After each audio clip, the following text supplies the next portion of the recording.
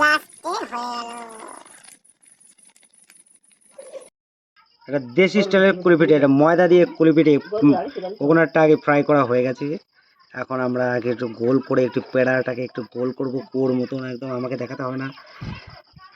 হ্যাঁ, আবার ময়দা দিয়ে দেবো। না তোমার মধ্যে দিও না, তুমি তোমার মধ্যে দিও না, ওরকম অসব একদম একটু বাজে কাজ করবেই না, ঠিক আছে? এই দেখো হয়ে গেছে, ডোয়াটাকে একদম পরিষ্কার করলাম, এর ভিতরে আটা দিয়ে দিলাম, স্টাম্পিং করে দেবো কোকোনাট। আটা দিয়ে দেবো, তার কোকোনাটটা ভালো করে ফ্রাই করেছে চিনি সুগার ফুগার দিয়ে। আমি আর করবো না, হ্যাঁ অল্প একটু নেবো।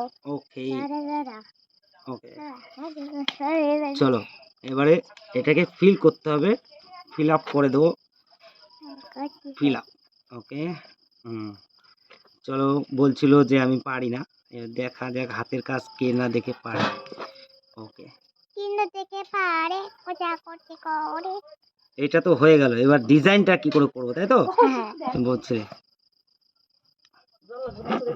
কৌশিককে একবারে আটা খেয়ে বলছে, কৌশিক একবারে গু খেয়েছে। আরে বাবু, এটা স্প্রিং স্টাইল ডিজাইন।